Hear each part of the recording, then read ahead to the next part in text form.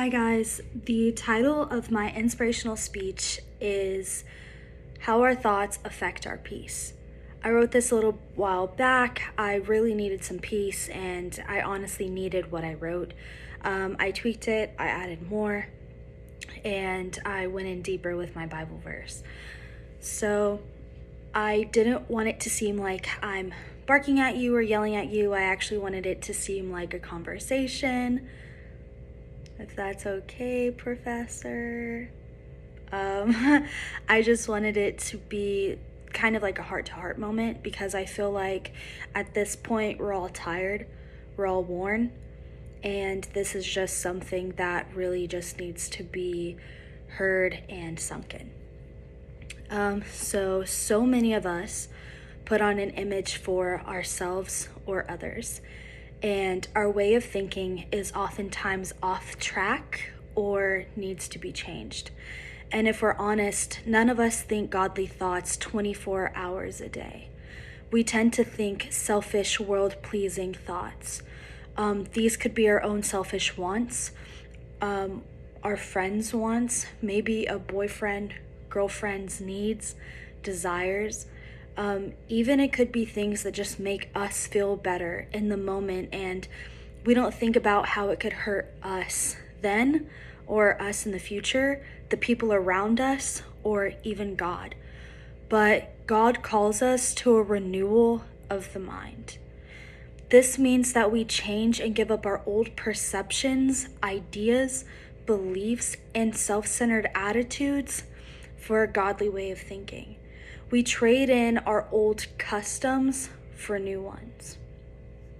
In Romans 12:2, it says, "Do not be conformed to the world, but be transformed by a renewing of the mind."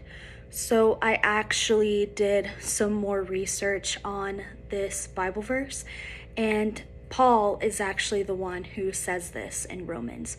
So Paul is talking to Christians and he is urging them to respond to God's mercy and his forgiveness.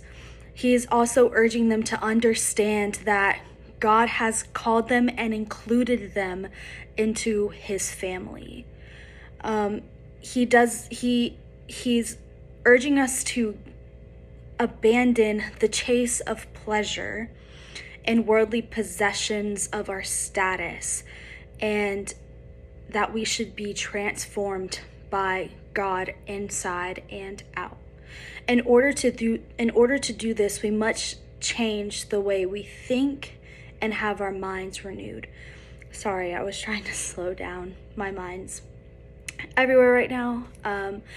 But have our minds renewed. I'm a cow. Renewed. Okay, anyway, once this happens, we can truly seek God's will for our life.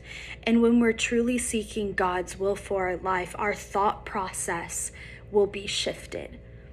So once we give everything up that is disturbing our peace and everything that is making us uneasy or uncomfortable or even unable to function, then we are able to have a renewed mind.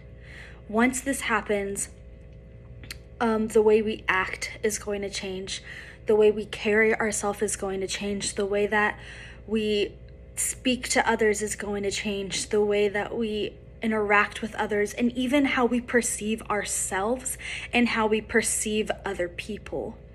We must change the wicked and selfish ways in which we think and have our minds renewed. It all begins with our mind and what we choose to dwell upon. When you guard your heart and your mind, then you guard your peace. God's word promises us that when we fill our minds with thoughts that are virtuous and praiseworthy, then the peace of God will be with us. That's in Philippians 4:9.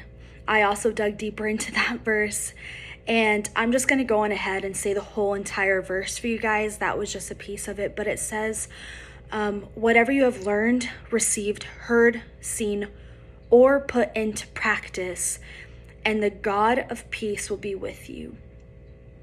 I challenge you guys to honestly change your mindset and allow God to give you a renewal of your mind.